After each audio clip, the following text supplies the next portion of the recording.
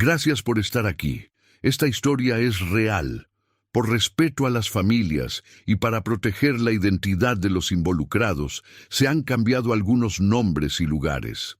Lo que están a punto de escuchar es uno de los casos más perturbadores jamás registrados. Bienvenidos a Ruta del Salida. Si este video los conmovió, es porque son importantes para nosotros. Los invito a suscribirse al canal y dejar su comentario. Ahora, únanse a nosotros para descubrir qué sucedió realmente esa noche. La noche del 14 de julio de 2018 en Oaxaca parecía una pintura en movimiento. El centro histórico respiraba su vida acostumbrada. Faroles encendidos proyectando sombras doradas sobre la piedra colonial. El sonido distante de una marimba tocando frente al templo de Santo Domingo. Turistas paseando entre puestos de artesanías donde colgaban banderines de papel picado, balanceándose con el viento tibio. El aire tenía ese olor característico de las noches oaxaqueñas, una mezcla de copal quemado en las iglesias, tortillas recién salidas del comal y el perfume dulzón de las bugambilias que desbordaban los muros coloniales. A las 22:37, 3 mujeres pagaron la cuenta en el restaurante Las Campanas, un establecimiento frecuentado por mochileros y parejas que, a esa hora, ya exhalaba el aroma penetrante del mezcal artesanal y de las tortillas hechas a mano. Laura Méndez, una española de 31 años, con ojos curiosos y una sonrisa que iluminaba cualquier fotografía, estaba ahí con sus 2 amigas recién conocidas. Paula Navarro, 29 años, diseñadora gráfica argentina de Buenos Aires, e Irene Soto, 28, profesora de yoga chilena que viajaba por México desde hacía 3 meses. Las 3 se conocieron días antes en un hostel, en esa forma casual e instantánea como los viajeros solitarios se conectan. Una conversación sobre rutas de autobuses en la recepción se transformó en desayuno compartido, después en caminatas por las ruinas de Monte Albán y finalmente en esa cena de despedida. Laura partiría al día siguiente hacia Chiapas. Tenía un mapa físico todo marcado con post-its de colores, indicando senderos de montaña, cascadas escondidas y pueblos indígenas. Vivir es viajar estaba grabado en la pulsera de cuero que llevaba en la muñeca izquierda, un regalo que compró en Granada antes de embarcarse hacia México.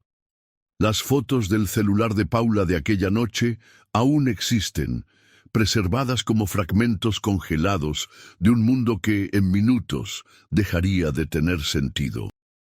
La última, tomada a las 22:41, muestra 3 copas de vino tinto, un plato de mole negro color chocolate amargo con arroz blanco al lado, y a Laura sonriendo con esa expresión de quien está exactamente donde quiere estar. Vestía un vestido claro de algodón con estampado floral, sandalias bajas y un bolso de tela cruzado al cuerpo. En el cuello, un pequeño dije ovalado de plata con un diseño de montañas que había comprado en un mercado de Puebla. El plan de la noche era simple, casi banal en su normalidad. Despedirse ahí mismo en el restaurante, caminar 2 cuadras hasta la Avenida Independencia y desde ese punto, cada una seguiría hacia su respectivo hotel. Laura se quedaba en la posada del centro, a 15 minutos a pie. Paula e Irene, en hoteles cercanos el uno del otro, irían en dirección opuesta. No fue así. A las 22:49, una cámara municipal captó a Laura separándose del grupo en la esquina de la calle García Vigil, con una calle lateral cuyo nombre nunca fue claramente establecido en los registros. En el video, granulado por la compresión digital y la iluminación insuficiente, se ve una silueta femenina con vestido claro, un bolso cruzado y el brillo discreto de algo metálico en el cuello. Laura ajusta el cabello detrás de la oreja derecha con un gesto casual. Mira la pantalla del celular por aproximadamente 3 segundos. Levanta la cabeza. Mira hacia ambos lados de la calle como quien verifica el tránsito.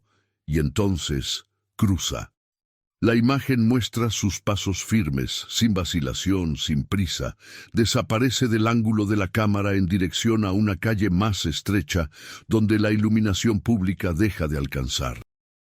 La cámara siguiente, instalada 60 metros adelante, en un poste cercano a una tienda de textiles, jamás registró su paso. Es como si Laura hubiera atravesado una frontera invisible y simplemente hubiera dejado de existir en el mundo capturable por los lentes de la ciudad. A las 23:12, su celular dejó de transmitir datos. La última ubicación registrada por la operadora estaba en algún punto entre aquella esquina ciega y el Parque El Llano, una pequeña plaza ovalada con bancas de hierro forjado y árboles frondosos donde, durante el día, ancianos juegan dominó y niños corren tras las palomas. A las 00:03, un transeúnte encontró el celular de Laura sobre una de esas bancas. La pantalla había sido reiniciada de fábrica. El chip permanecía en su lugar, pero todos los datos, mensajes, fotos y contactos habían sido borrados. La carcasa del aparato tenía un pequeño golpe en la esquina inferior izquierda, como si hubiera sido arrojado desde poca altura contra la superficie metálica de la banca. Paula e Irene volvieron a sus hoteles sin sospechar nada. Se despidieron con abrazos y promesas de seguir en contacto, de encontrarse de nuevo en algún otro rincón de América Latina. Irene recuerda que, al cerrar la puerta de su habitación, sintió una extraña inquietud que no supo nombrar. Era como un presentimiento, nos dijo meses después, pero lo atribuía al cansancio, al vino, a la melancolía de las despedidas. Ojalá hubiera escuchado esa voz interior. Al amanecer, cuando Paula notó que los mensajes a Laura no estaban siendo leídos y que las 2 palomitas azules de WhatsApp nunca aparecían, una alarma comenzó a sonar en su cabeza. Primero pensó que tal vez Laura había olvidado cargar el teléfono o que ya estaba en camino a Chiapas sin cobertura. Pero había algo que no cuadraba. Laura era meticulosa, siempre avisaba cuando cambiaba de planes. Siempre respondía. A las 07:15, Paula marcó a la recepción de la posada del centro. No, señorita, aquí no se ha registrado ninguna Laura Méndez. ¿Está segura de que tenía reservación con nosotros? Respondió el recepcionista con voz adormilada. Paula sintió que el estómago se le hundía. Llamó a Irene. Las dos revisaron sus conversaciones, sus últimas fotos. Intentaron recordar cada detalle de la despedida. A las 07:26 llamaron a la policía. A las 08:10 se activó un operativo de búsqueda que, en palabras del comandante Héctor Salgado, priorizó cámaras, terminales y rutas de taxis. Durante las siguientes 72 horas, Oaxaca entera pareció sostener la respiración. Laura no se iría sin avisarnos, ni sin su teléfono. Ella era cuidadosa, dijo Paula a esta producción, su voz quebrándose en ese tiempo verbal que aún no sabía usar con certeza. Esa noche nos reímos, brindamos por su próximo destino, Chiapas. Tenía un mapa lleno de post-its con rutas de montaña. Vivir es viajar, llevaba en una pulsera. Yo no puedo creer que ese sea ahora el único rastro, agregó Irene, secándose las lágrimas con el dorso de la mano. El expediente 178-2018, al que tuvimos acceso parcial con autorización familiar, muestra una cronología quirúrgica. Llamadas, mensajes, capturas de pantalla, recorridos minuciosamente documentados. También muestra sus huecos, esos espacios vacíos donde la información se desvanece como humo. La investigación comenzó por los 400 metros críticos, el trayecto entre las campanas y la esquina donde la cámara perdió a Laura. Policía municipal, fiscalía y peritos en video trabajaron cuadro por cuadro, ampliando, ajustando contrastes, buscando detalles que pudieran escaparse al ojo humano normal. Se revisaron 8 cámaras públicas y 3 privadas de negocios en la zona. 2 estaban fuera de servicio desde hacía semanas, víctimas del abandono presupuestario. Una, la más cercana a la esquina posterior, estaba parcialmente cubierta por una lona desde la tarde anterior debido a un evento cultural en la calle. El fragmento útil mostraba sombras difusas, el reflejo de una motocicleta pasando y un destello que algunos interpretaron como un encendedor o quizás el brillo de un teléfono celular. A las 22:50:17, según el contador digital de la cámara, un sedán oscuro, posible taxi de sitio no registrado, avanzó lento por la calle lateral y se detuvo durante 4 segundos con las luces intermitentes encendidas. La placa era completamente ilegible, borrosa como si hubiera sido cubierta deliberadamente o simplemente estuviera tan sucia que la cámara no podía capturarla. No es un taxi autorizado.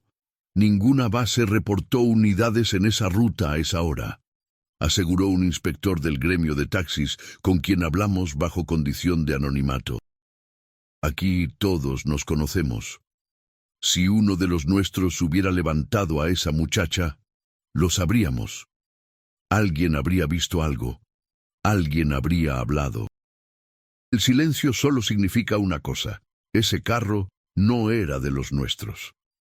Al mismo tiempo, el hallazgo del teléfono en el llano habría otra ruta de investigación. El parque, un óvalo verde con bancas de hierro y deportistas matutinos que corren alrededor de su perímetro, estaba a 11 minutos caminando desde la esquina donde se perdió la señal de Laura. Las preguntas se multiplicaban como fractales. ¿Quién lo dejó ahí? ¿Por qué el móvil estaba limpio de huellas con valor procesal? ¿Por qué tomarse el trabajo de reiniciarlo, pero dejar el chip en su lugar? El peritaje dactiloscópico solo encontró marcas parciales de Laura y de Paula, compatibles con el uso normal del dispositivo durante la cena y los días previos. No había huellas recientes de terceros, lo que sugería que quien manipuló el teléfono usó guantes o lo limpió cuidadosamente antes de abandonarlo. El cascarón exterior tenía ese microgolpe en la esquina inferior, como si hubiera sido arrojado desde poca altura contra la banca, un gesto de descarte casual, casi despectivo. Un subjefe de la policía turística nos contó, fuera de cámara y con la condición de no revelar su identidad, que la primera hipótesis fue oportunidad criminal.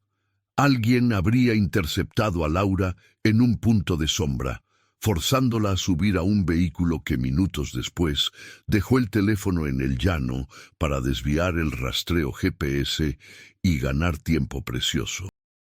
La segunda hipótesis fue menos lineal pero más inquietante, que Laura, por decisión propia, se hubiera subido a un auto conocido, alguien que se ofreció a acercarla, tal vez alguien con quien había conversado brevemente en el restaurante o en los días anteriores, y que esa confianza mal depositada resultara fatídica. Ella no iba a subirse con cualquiera, defendió Irene con vehemencia cuando le presentamos esta teoría. Nosotras habíamos tenido una conversación sobre taxis pirata el día anterior. Laura le daban desconfianza. Esa noche dijo claramente que iba caminando. Su hotel estaba a 15 minutos. Era una mujer experimentada, había viajado sola por Europa, por Asia, sabía cuidarse. La tarde del 15 de julio, mientras el sol convertía las piedras de Oaxaca en hornos ambulantes, los agentes tomaron declaraciones a meseros, músicos callejeros, un vendedor de globos que hacía su ronda nocturna y 2 taxistas que hacían base en la cuadra del restaurante. Nadie dijo haber visto algo extraño. La noche les había parecido normal, rutinaria, con el flujo habitual de turistas y locales mezclándose en las calles del centro. Solo uno, un hombre mayor de sombrero claro y bigote canoso, que llevaba 30 años manejando taxi en Oaxaca, recordó a una muchacha extranjera, preguntando por la ruta más iluminada hacia Independencia. Le dije, «Por ahí no, mijita. Mejor súbase conmigo, yo la acerco. Pero me dijo que prefería caminar. Me agradeció, bien educada la muchacha, y se fue. Ya ve uno, quiere ayudar y luego pasan estas cosas, relató con la voz cargada de culpa. Mientras tanto, del otro lado del Atlántico, la familia de Laura recibía la noticia que cambia todo. Su hermana Ana, 2 años menor, abordó el primer vuelo desde Madrid hacia Ciudad de México y de ahí a Oaxaca. Llegó con una carpeta llena de documentos impresos, copias de su seguro de viaje, itinerarios detallados, capturas de pantalla de sus últimas conversaciones de WhatsApp, fotos de Laura desde niña hasta sus últimas publicaciones en Instagram. También trajo una frase que repetiría a la prensa local, a los colectivos de búsqueda, a las autoridades y a cualquiera que quisiera escuchar. Mi hermana no es un titular, no es una estadística, es una persona. Encuéntrenla. El caso se volvió un rompecabezas en manos de peritos especializados en desapariciones. La doctora Camila Ruiz, especialista en patrones de victimización y psicología forense, ofreció una lectura incómoda pero necesaria durante una entrevista que nos concedió en su oficina del centro de la ciudad. Los primeros 90 minutos son determinantes en cualquier caso de desaparición. Esa ventana se cerró cuando la desaparición no fue notada hasta la mañana siguiente. A partir de ahí, el perpetrador, sí lo hubo, tuvo margen suficiente para deshacerse de evidencias, trasladar a la víctima, alterar la escena. Cada hora que pasa reduce exponencialmente las probabilidades de encontrar a alguien con vida. Sin embargo, hubo pistas que mantuvieron viva la investigación. La antena 3G de una compañía telefónica en la zona registró un ping intermitente del teléfono de Laura a las 23:07, ya sin actividad de usuario, en un radio que cubría tanto el llano como una porción de Jalatlaco, el barrio de casitas color pastel, calles empedradas y galerías de arte que se ha convertido en el corazón bohemio de Oaxaca. Otro dato intrigante, entre las 22:55 y 23:20, 3 vehículos sin placas visibles pasaron por la calle donde se perdió el rastro de Laura. 2 eran motocicletas, ruidosas y rápidas. El sedán oscuro ya mencionado es el tercero. Ninguno fue identificado a pesar de los esfuerzos por rastrearlos. En nuestra visita al lugar, meses después de los hechos, reconstruimos la ruta probable, con la ayuda de un experto en criminalística. Caminamos la misma esquina donde la cámara pierde a Laura, sintiendo el peso de lo que pudo haber sucedido en esos metros ciegos. A esa hora de la noche, el bullicio de la plaza del Templo de Santo Domingo se diluye en silencio a medida que uno se adentra en las calles laterales, y aunque son turísticas y relativamente seguras, tienen tramos ciegos entre portones altos de madera tallada y muros de cantera verde que se elevan 3-4 metros. Hay un olor a humedad que viene de patios interiores coloniales donde el musgo crece sin control. A la distancia se escuchan risas de algún bar, música filtrada por paredes gruesas. En un portón cerrado, un timbre sin placa. Son apenas 50 metros de calle, pero el ángulo muerto es absoluto, como un agujero negro en el mapa de la ciudad vigilada. También hay un detalle cultural que las autoridades locales conocen bien, pero que rara vez se menciona en guías turísticas. En Oaxaca, como en muchas ciudades de México, coexisten taxis de sitio oficiales, aplicaciones como Uber y Didi, y los llamados taxis libres. Algunos autos operan sin registro alguno y de noche en calles secundarias levantan pasaje a mano alzada ofreciendo tarifas más económicas. Es un riesgo que viajeros informados intentan evitar, pero que, en la práctica, se vuelve sutil y tentador cuando el conductor parece amable, habla tu idioma, la distancia es corta y la lluvia amenaza o el cansancio pesa.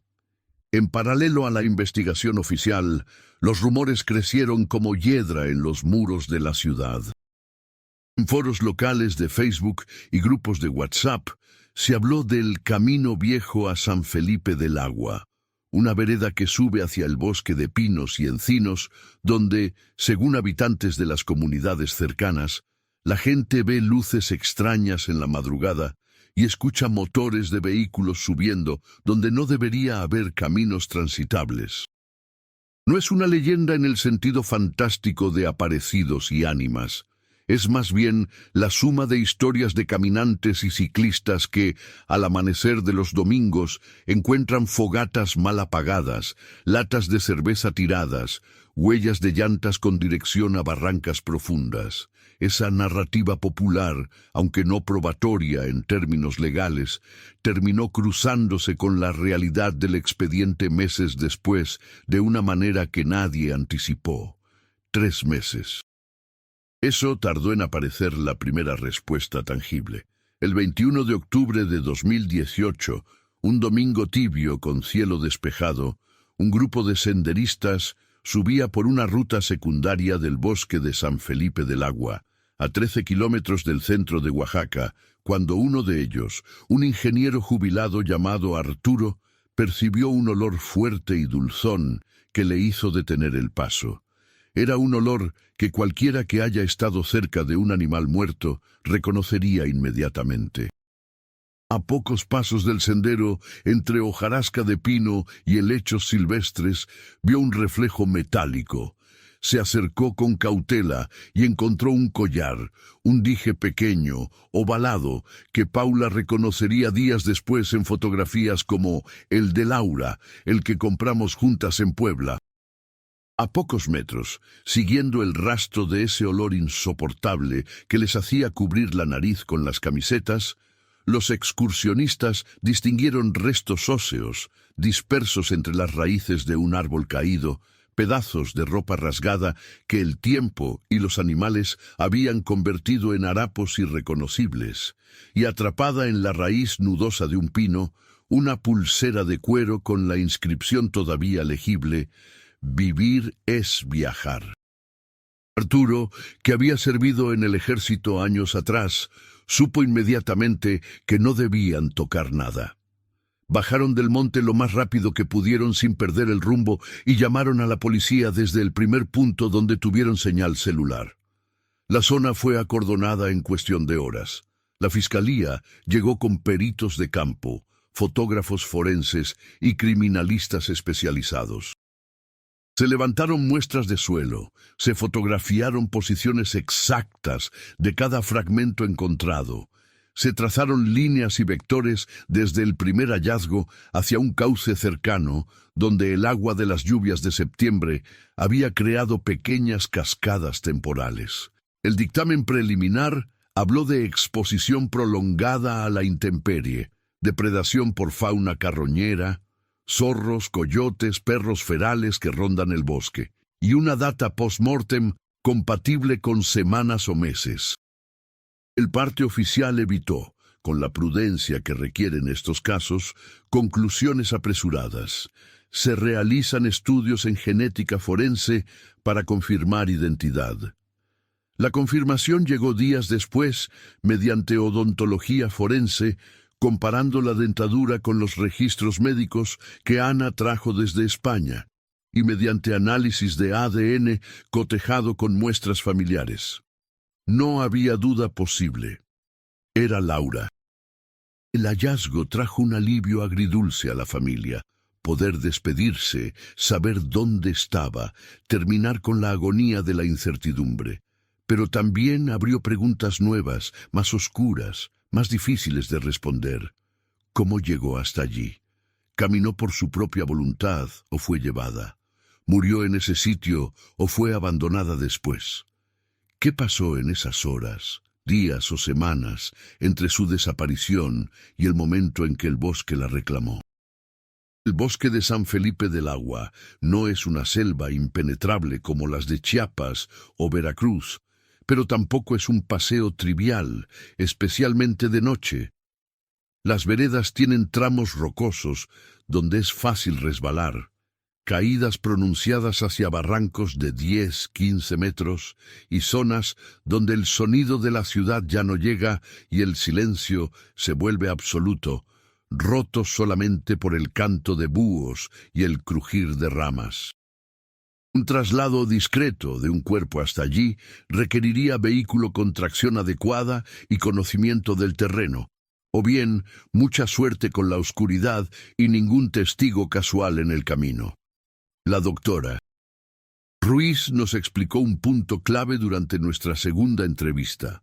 El patrón de dispersión de restos puede sugerir dos escenarios principales: deposición primaria, donde la persona murió en ese lugar y los restos fueron dispersados naturalmente por laderas, lluvia y animales, o deposición secundaria, es decir, que el cuerpo haya sido colocado ahí algún tiempo después de la muerte.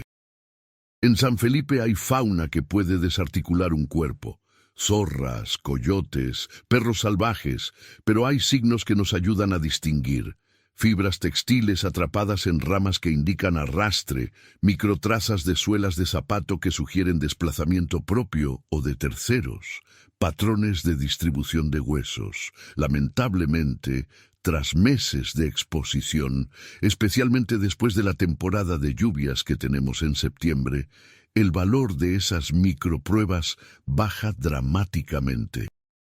La naturaleza borra sus propias evidencias. Los documentos a los que accedimos, después de meses de gestiones y con el permiso explícito de la familia, mencionan dos inconsistencias que hasta el día de hoy son objeto de discusión entre especialistas forenses y criminólogos que han seguido el caso. Primera inconsistencia: ropa y accesorios.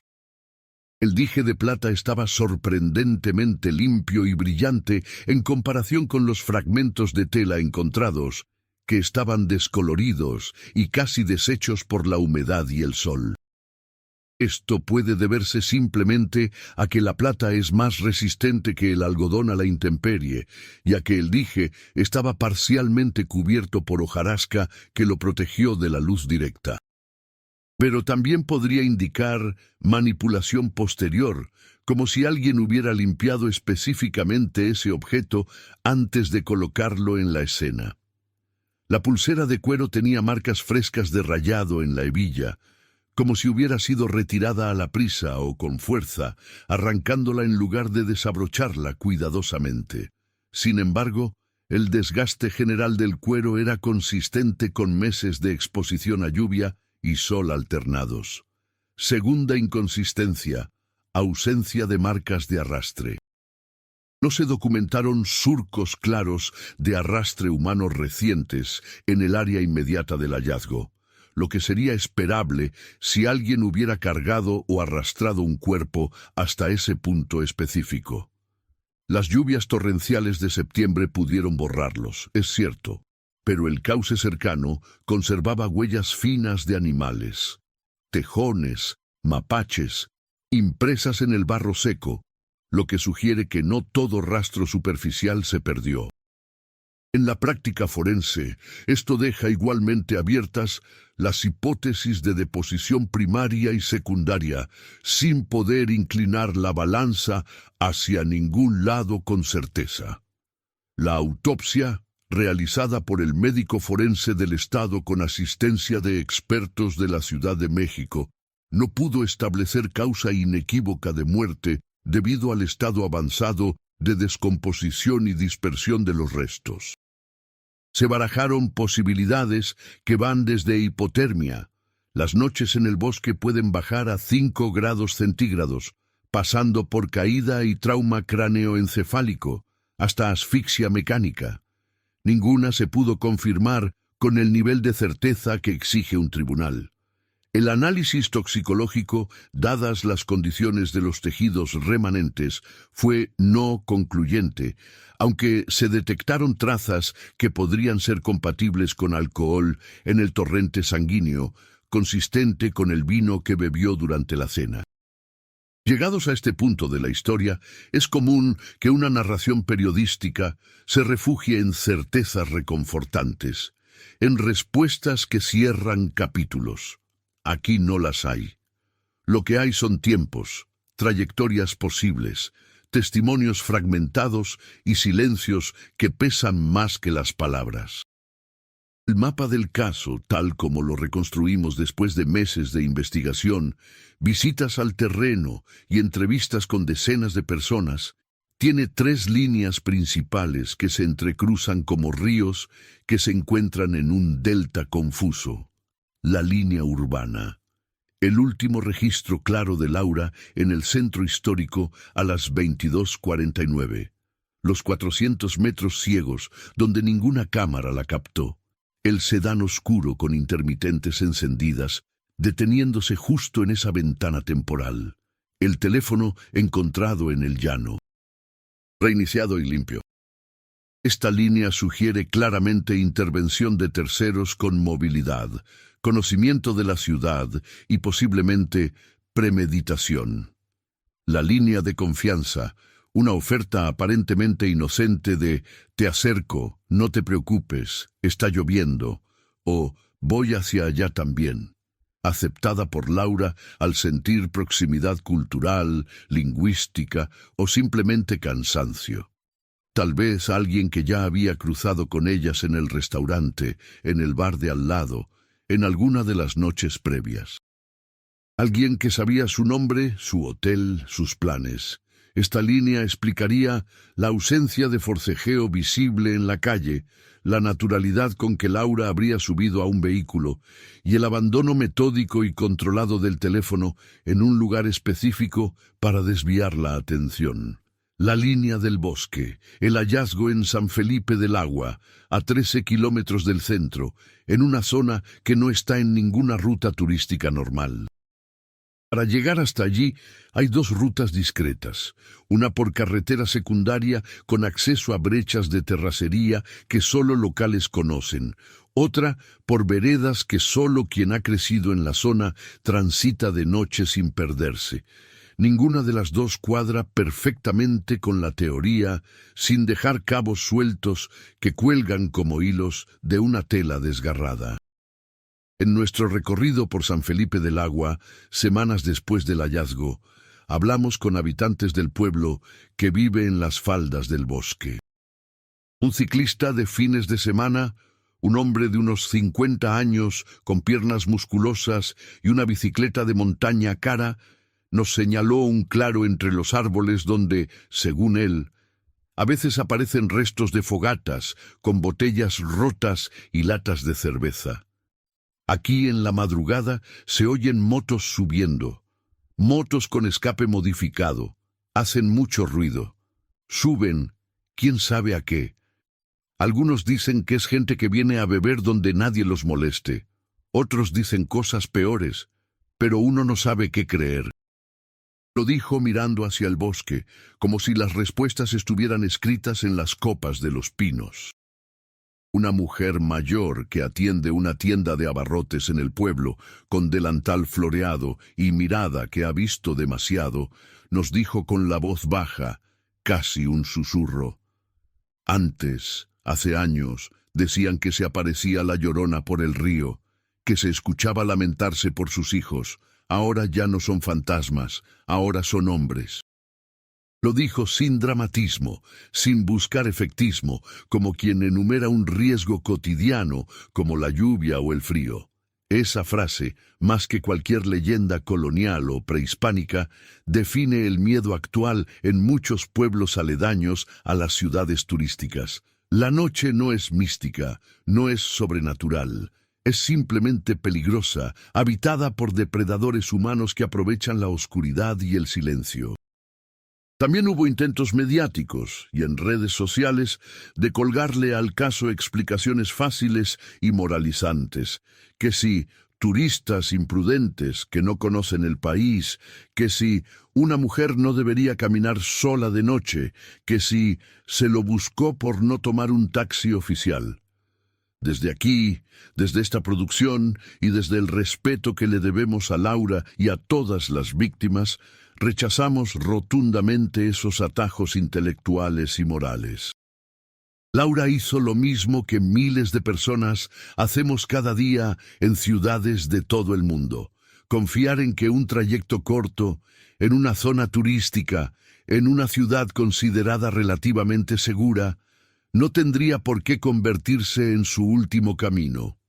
Culpar a la víctima no es solo una falta de empatía, es no entender el fenómeno sistémico de la violencia, es desviar la atención del verdadero problema. La familia de Laura volvió a España con una certeza amarga como la hiel. Tenían un lugar donde llevar flores, un sitio en el cementerio de su pueblo natal donde depositar su dolor, pero no tenían la verdad. Ana nos contó en una conversación larga una tarde lluviosa en Madrid, que aún recibe mensajes de oaxaqueños y oaxaqueñas que la reconocen cuando regresa cada aniversario. Me paran en la calle, me abrazan, algunos lloran conmigo, me dicen que lo sienten como propio, que cuidan a los suyos y que Laura ahora también es de allá, que es una hija más de Oaxaca.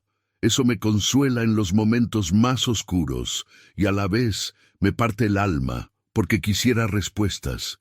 Quisiera saber qué pasó en esos minutos, en esas horas. Quisiera poder cerrar esa última puerta. Preguntamos al comandante Héctor Salgado, en una entrevista que nos concedió en su oficina con fotos de casos resueltos en las paredes, por el estado actual de la carpeta de investigación. Sigue abierta. Se trabaja con lo que hay, que no es mucho, pero se trabaja.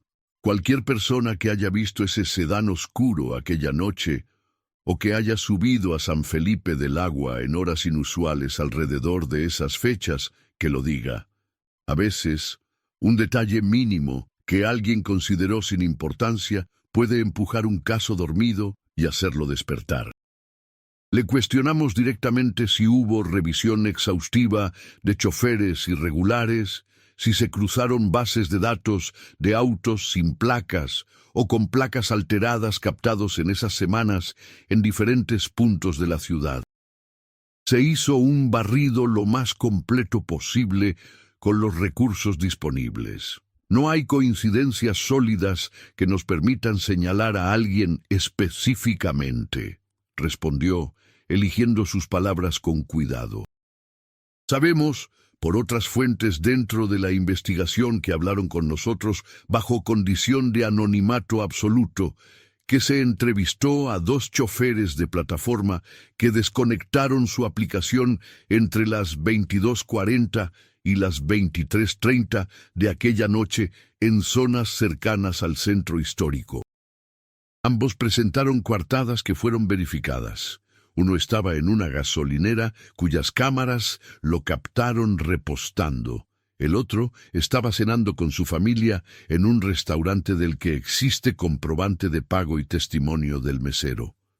No se presentaron cargos contra ninguno de los dos. La investigación llegó a un punto muerto, ese lugar donde los expedientes se acumulan en archiveros, esperando el golpe de suerte de un testigo que finalmente hable o una confesión inesperada. Pero hay algo más que debemos contar, algo que descubrimos en las últimas etapas de nuestra investigación y que añade una capa más de complejidad a este caso. En noviembre de 2019, más de un año después de la desaparición de Laura, otra turista extranjera reportó un incidente perturbador. Claudia, una alemana de 26 años que viajaba sola por México, contó a la policía que un hombre en un sedán oscuro se le acercó en una calle lateral del centro histórico de Oaxaca ofreciéndole llevarla a su hotel. Ella declinó, pero el hombre insistió, llegando incluso a bajarse del auto y caminar hacia ella. Claudia corrió hacia una calle más iluminada, donde había gente, y el hombre regresó a su vehículo y se fue. Cuando dio su declaración y describió la zona, los investigadores notaron similitudes con el área donde Laura desapareció. La descripción del vehículo también coincidía. Sedán oscuro, posiblemente negro o azul marino, sin placas visibles, con un desodorante colgando del espejo retrovisor. Era la misma persona. ¿Intentó hacerlo de nuevo? ¿O fue simplemente una coincidencia en una ciudad donde lamentablemente estos incidentes ocurren con más frecuencia de la que quisiéramos admitir? No hay forma de saberlo con certeza. Claudia no pudo ver bien el rostro del hombre. Estaba oscuro y ella estaba asustada. Lo único que recuerda claramente es que hablaba español con acento local, que vestía de manera normal, no amenazante, y que su actitud inicial fue amigable antes de volverse insistente. En México, según datos del Registro Nacional de Personas Desaparecidas y No Localizadas, más de 100,000 personas están desaparecidas. Cada una de esas cifras es una persona con nombre, con familia, con sueños truncados. Laura es una entre muchas, pero su caso resonó especialmente porque era extranjera, porque había documentación fotográfica de sus últimas horas, porque sus amigas actuaron rápido. ¿Cuántas otras Lauras, mexicanas, indígenas, migrantes, trabajadoras, desaparecen cada día sin que haya cámaras que registren su último paso, sin que haya presión internacional, sin que los medios volteen a ver? Hablamos con integrantes del colectivo Buscadoras de Oaxaca, un grupo de madres, hermanas e hijas que buscan a sus desaparecidos recorriendo barrancas, terrenos baldíos y caminos olvidados. Ellas organizan rastreos cada fin de semana, armadas con palos, guantes y un dolor que se ha convertido en acción. Una de ellas, a quien llamaremos Teresa para proteger su identidad, nos dijo: cuando supimos del caso de Laura, salimos a buscar con la familia. Porque una madre que busca entiende a otra madre que busca, sin importar fronteras. Encontramos a Laura, pero nuestros hijos siguen ahí afuera, y seguiremos buscando hasta que no quede un metro de tierra sin revisar. Ese día, caminando con ellas por una vereda polvorienta bajo el sol inclemente, entendimos algo fundamental. Este no es solo el caso de Laura Méndez. Es el reflejo de una crisis humanitaria, de un sistema que falla en proteger, de una violencia que se ha normalizado hasta volverse paisaje, y cada caso sin resolver es una herida abierta en el tejido social, una pregunta que se pudre con el tiempo y envenena la confianza colectiva. Al final, después de meses de investigación, de entrevistas, de recorrer las mismas calles que Laura recorrió, de subir al bosque donde fue encontrada, nos queda la imagen detenida de una mujer ajustándose el cabello a las 22:49 de una noche de julio. Queda una banca de hierro en un parque donde alguien dejó un teléfono como quien apaga una luz, deliberadamente, sabiendo lo que ese gesto significaba. Queda un bosque que devolvió un cuerpo, pero no las respuestas, que guardó secretos entre sus pinos y los sigue guardando. Queda una pulsera que decía: vivir es viajar, ahora guardada en una caja en Madrid por una hermana que viaja cada año al mismo sitio, llevando flores frescas y preguntas que el viento se lleva sin responder. Y queda Oaxaca, esa ciudad hermosa de piedra verde y cielos amplios, con su mezcal y sus textiles, con sus tradiciones milenarias y su hospitalidad legendaria, pero también con su sombra, con sus calles que a veces se vuelven trampas, con su deuda dolorosa hacia quienes confiaron en ella y no volvieron a casa. ¿Qué le pasó realmente a Laura Méndez esa noche? ¿Subió confiada a un auto con alguien que le pareció seguro? ¿Fue sorprendida en esos metros ciegos donde las cámaras no llegan? ¿La llevaron directamente al bosque o estuvo retenida en algún lugar antes? ¿Murió rápido o sufrió? ¿Fue un crimen de oportunidad o algo más calculado? Estas preguntas flotan en el aire como el humo del copal, sin encontrar suelo firme donde posarse. Lo que sí sabemos es esto: Laura Méndez era una mujer de 31 años que amaba viajar, que llevaba la aventura tatuada en su forma de moverse por el mundo, que confiaba en la bondad de las personas hasta que esa confianza la traicionó. Era hija, hermana, amiga, tenía planes, mapas marcados, sueños de montañas por escalar. Y en algún momento, entre las 22:49 y las 23:12 de aquella noche, alguien decidió que esos sueños no importaban, que esa vida podía ser borrada, que ese teléfono podía ser reiniciado como si se pudiera borrar también la existencia de una persona. Esa persona, ese alguien que sabemos que existe, pero cuyo rostro permanece oculto, sigue ahí afuera. Tal vez viviendo una vida normal en Oaxaca, saludando a los vecinos, tomando café en alguna de esas terrazas del centro histórico. Tal vez ha repetido su crimen. Tal vez Laura no fue la primera ni la última. Tal vez carga con el peso de lo que hizo. O tal vez duerme tranquilo convencido de que las sombras lo protegen. No lo sabemos, pero sí sabemos que cada día que pasa sin justicia, sin verdad, sin respuestas, es un día en que esa herida permanece abierta. Para la familia de Laura, para sus amigas que cargan con la culpa irracional de haberse despedido en esa esquina, para cada viajero que llega a Oaxaca y camina por esas mismas calles preguntándose si el peligro acecha en cada esquina oscura. Si este caso te conmovió y crees que debemos seguir investigando historias como esta, suscríbete a Ruta del Salida y déjanos tu comentario. ¿Conocías el bosque de San Felipe del Agua? ¿Has caminado por el centro histórico de Oaxaca de noche?